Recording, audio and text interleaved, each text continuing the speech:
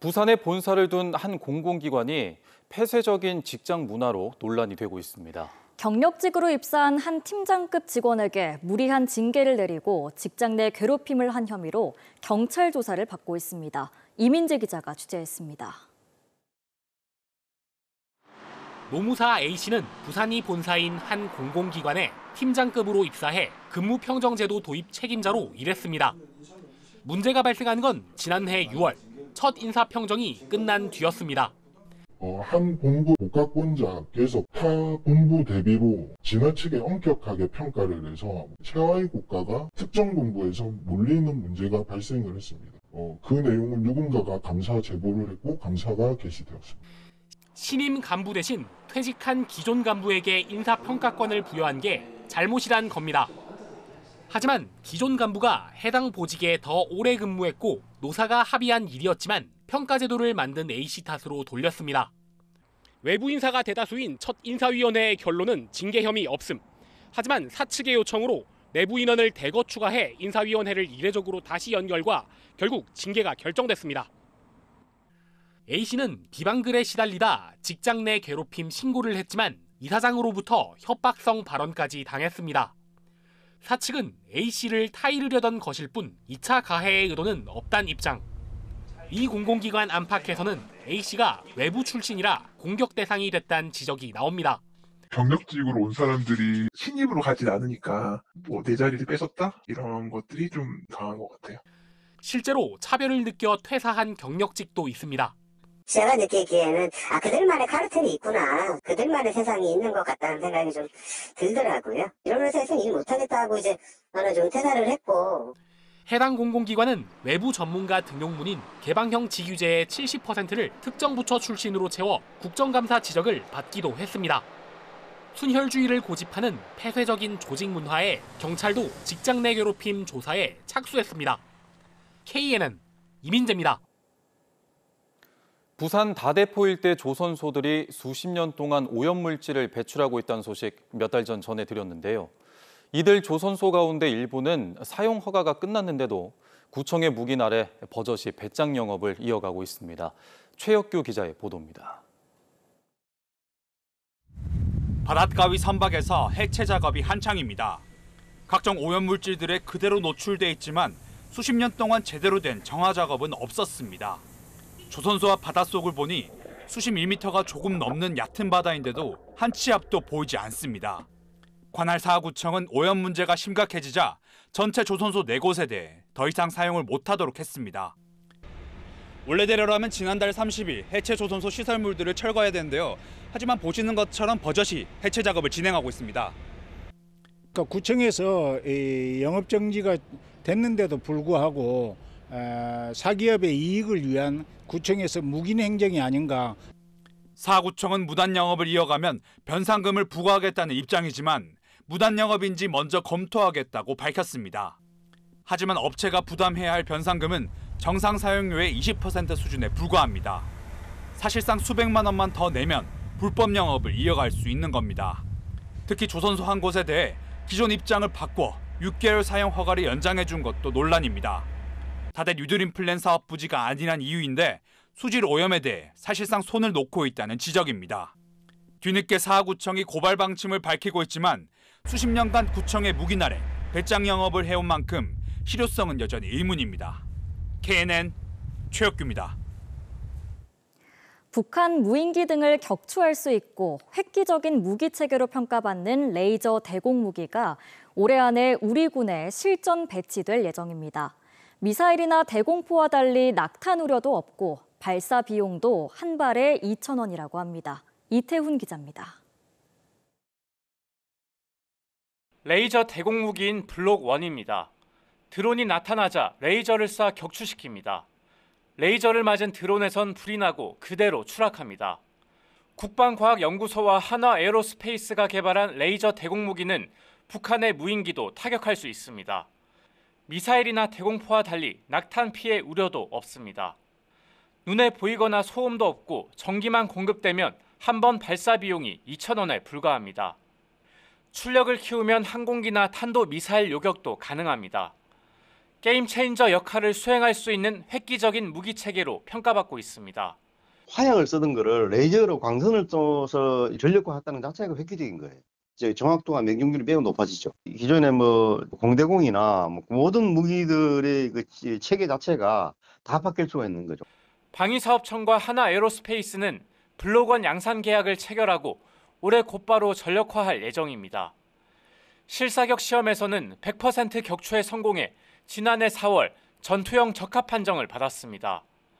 방사청은 정식으로 레이저 무기를 실전 배치하는 것은 한국군이 세계 최초라고 밝혔습니다. 방사청은 출력과 사거리가 향상된 레이저 대공무기 블록2도 개발할 계획입니다. KNN 이태훈입니다. 코로나 이후 해외 여행객은 늘어나고 있지만 면세점 상황은 여전히 힘듭니다.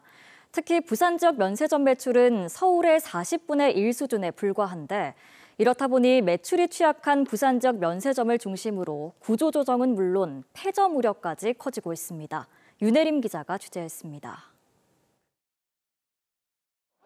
롯데 면세점 직원들이 거리로 나섰습니다. 사측이 지난달 비상경영 선언문을 발표하면서 희망퇴직과 임원급여 20% 삭감, 사업부 구조조정에 나서겠다고 밝혔기 때문입니다.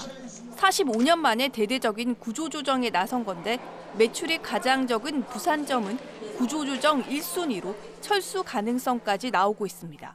지금 부산점을 좀 철수하거나 영업점 폐점을 하겠다는 식으로 먼저 얘기를 했기 때문에 사실 이 부산 쪽이 먼저 아마 대상이 될 수 있는 상황이기 때문에 상황이 어려운 것은 부산 지역 다른 면세점도 비슷합니다. 부산 용두산공원점 등 두 곳을 운영하는 부산 면세점은 매출액의 큰 부분을 차지하는 부산항 면세점 매출이 여전히 코로나 이전에 비해 절반 수준에 그치고 있습니다. 승객 수가 급격히 줄었습니다. 그래서 부산항 면세점 어렵고 용두산 면세점 같으면은 사실상 크루즈 승객이 많으면 되는데 크루즈가 아직 부산에는 제대로 많이 기항을 하지를 않습니다. 부산 지역 면세점과 다른 지역을 비교하면 차이가 확연하게 드러납니다. 서울과 비교하면 매출은 40분의 1에 불과하고 제주와 비교해도 매출은 4분의 1, 이용객도 7분의 1에 그치고 있습니다.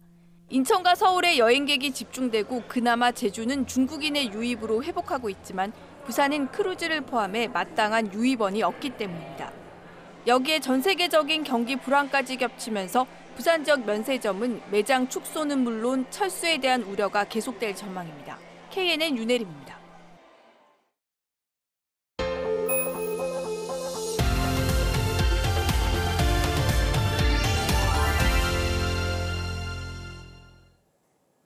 무더위에 선풍기 없이 지내기 힘든 계절이죠. 특히 4, 5년 전부턴 어디서나 편히 사용할 수 있는 무선 선풍기가 큰 인기를 끌고 있는데 지역 기업이 그 시장을 선도하고 있습니다. 렛츠고 스타트업 오늘은 국내 소형 가전업계의 강자로 자리매김한 루메나를 김건영 기자가 소개합니다. 지역 최대 백화점에 들어선 한 소형 선풍기 브랜드의 팝업 매장. 6월 중순 일주일 정도만 잠시 선보일 계획이었던 게 큰 인기를 끌면서 7월 말까지 운영 기간이 늘어났습니다. 이미 브랜드 명성을 접한 뒤 직접 제품을 확인해 보려는 고객이 쉽게 눈에 띕니다. 네이버에 검색을 좀 했어요. 네, 그 디자인은 기분 좀 봤고요. 네, 그 디자인이 좀 이쁘고. 그래서 오늘 직접 살펴보러 오신 거예요. 세계 4대 디자인상을 석권한 무선 선풍기 루메나입니다. 지난 2017년 첫 선을 보여 지난해까지 누적 판매량만 무려 1,200만 대. 이젠 너무나 흔해진 무선 선풍기지만 여전히 시장 선두를 자부합니다. 후발업체들의 모방 제품이 쏟아지는 가운데서도 오히려 연평균 60%에 달하는 성장세를 유지하는 비결은 뭘까? 60여 명 직원 가운데 10명을 차지하는 디자이너들의 철저한 소비자 라이프 스타일 공략입니다. 좋은 디자인을 하기 위해서는 리서치가 되게 중요하거든요. 일상생활에서 사용자 경험을 고려하여 고객의 니즈에 맞는 제품을 저희가 제품에 반영하려고 노력하고 있고요. 지난 한 달 매출만 90억 원. 어느덧 국내 소형 가전 분야 최강자를 넘보는 기업이지만 출발은 10년 전 대기업 출신의 두 산업 디자이너의 작지만 당찬 도전에서 시작됐습니다. 네, 중국 저가형 제품을 소싱을 해서 그냥 브랜드 가리만 하고 있는 브랜드들이 다수고 그래서 돌파구가 필요했고 그게 우리가 될 수 있을까 하는 소박한 마음이었어요. 루베나의 무선 기반 가전시장 공략은 여전히 현재 진행형입니다. 공기와 빛, 바람에 관한 6가지 카테고리 150여 종 제품으로 글로벌 시장을 두드립니다. 유니콘을 꿈꾸는 지역 스타트업에게 루메나의 성장기는 설레가 되고 있습니다. 저희가 부산의 터를 잡은 지 사실 10년이 됐고 부산에서 좋은 사례로 남기 위해서 또 노력하는 부분들도 많아요. KNN 김은영입니다. 대학가에서 큰 호응을 얻고 있는 천원의 아침밥 사업이 경남에서는 노동자들에게도 확대 추진됩니다. 또 이동 노동자들을 위한 쉼터도 늘리는 등 노동복지 체감도를 높이고 있습니다. 주우진 기자가 취재했습니다.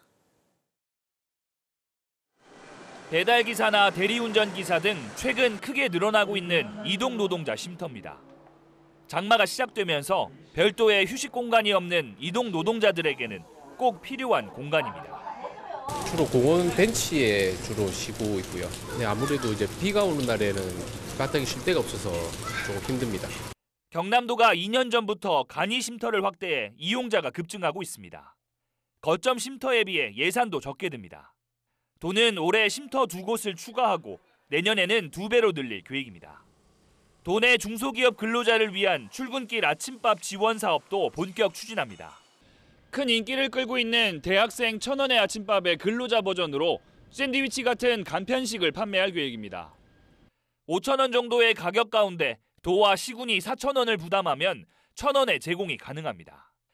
근로자가 2, 3,000원을 내는 광주시의 전국 최초 반값 아침밥보다 근로자 부담은 더 줄어듭니다. 산업단지 3곳 이상 시범사업을 실시하기 위해 창원시와 협의도 진행 중입니다. 경남은 제조업 중심의 그 산업 구조를 갖고 있고 업무 강도도 높은 편입니다. 현장 노동자들의 어떤 좀 건강을 챙기고 비용 부담을 완화하기 위해서 1,000원의 아침 식사를 추진을 할 계획입니다. 전국 최초로 노동자 작업복 공동 세탁소를 설치한 경남도가 1,000원의 아침밥으로 노동복지를 계속 선도할지 주목됩니다. KNN 주우진입니다. 지난 10일 캄보디아에서 국내로 강제 송환된 태국 파타야 살인 사건의 공범인 20대 A씨가 오늘 구속됐습니다. 창원지법은 도주와 증거인멸 가능성 등을 구속 이유로 밝힌 가운데 영장실질심사에 앞서 A씨는 범행 동기 등을 묻는 질문에 아무 대답도 하지 않았습니다. 부산지법 동부지원은 전직 구청장인 아버지 이름을 앞세워 100억 원대 사기 행각을 벌인 혐의를 받던 40대 A씨에게 징역 10년형을 선고했습니다. A씨는 지난 7년 동안 실체도 없는 재활용 사업을 앞세워 피해자 26명에게 157억 원을 가로챈 혐의를 받았습니다. 김해공항과 부산 해운대를 잇는 리무진 버스가 운행을 중단하면서 부산시가 도심 고속형 급행버스를 긴급 투입합니다. 부산시는 리무진 버스 운행 중단에 따라 김해공항에서 서면을 거쳐 해운대를 잇는 급행 좌석버스 6대에 2029번 번호를 배정해 하루 18차례씩 오는 13일부터 운행을 시작할 방침입니다. 요금은 성인 교통카드 기준 2,100원으로 기존 리무진의 5분의 1 수준이며 부산시는 빠른 시일 안에 신규 사업자를 선정해 리무진 버스 운행을 정상화할 계획입니다. KNN이 단독 보도한 위니마스의 영도 청학동 건축 사업을 포함한 7곳이 부산시 특별건축구역 사업 예정지로 선정됐습니다. 이번에 선정된 곳은 영도 청학동의 콜렉티브 힐스를 포함해 남천 2구역 재건축과 남포동 하버타운, 미포의 오션사이드 호텔과 광복동 용두골 복합시설, 반여동 오피스텔과 우동 복합개발 등 모두 7곳입니다. 부산시는 기획 설계안을 오는 10월까지 제출받아 최종 시범 사업지를 선정할 계획입니다. KNN과 사단법인 자연의 권리 찾기는 오늘 제3회 하나뿐인 지구 영상제를 주관하는 방송 업무 협약을 체결했습니다. KNN은 영화제와 영화들을 소개하면서 기후위기에 대한 대중의 인식과 참여를 유도하게 됩니다.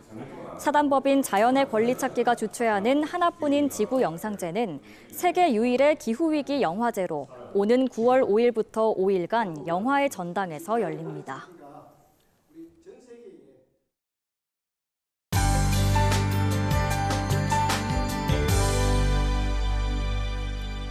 오늘은 모처럼 햇볕이 드러나며 무더운 하루였습니다. 주말인 내일도 낮 기온이 부산 28도, 내륙은 30도 선 안팎까지 오르며 무더위는 이어지겠는데요. 낮 동안 자외선도 매우 강하겠습니다. 오늘 밤부터 내일 경남 서부 내륙에는 돌풍과 벼락을 동반한 소나기가 내리는 곳이 있겠는데요. 또 내일 오후부터 부산과 남해안 지역으로는 비가 시작돼 늦은 밤에는 내륙으로 확대되겠습니다. 이때 바람도 강하게 불어올 것으로 보여 안전사고에 유의하시기 바랍니다. 연일 해안으로는 바다 안개가 이어지고 있습니다. 해안도로나 교량을 건너신다면 안전운행하시기 바랍니다. 정체전선의 영향으로 내일 아침 제주도를 시작으로 오후에는 남해안까지 비가 내리겠고 수도권과 내륙 곳곳으로는 폭염특보가 이어지겠습니다. 내일 아침 기온은 오늘과 비슷하게 출발하겠는데요. 낮 최고 기온은 진주가 29도 등으로 오늘보다 약간 낮겠습니다. 한낮에 창원은 28도, 거제 27도, 밀양과 창녕은 31도까지 오르겠습니다. 낮 최고 기온 부산이 28도, 김해는 30도 보이겠습니다. 바다의 물결은 남해 먼 해상에서 최고 3m까지 높게 일겠습니다. 내일 밤부터 남해안을 시작으로 휴일인 모레부터는 다시 장맛비가 시작되겠습니다. 날씨였습니다.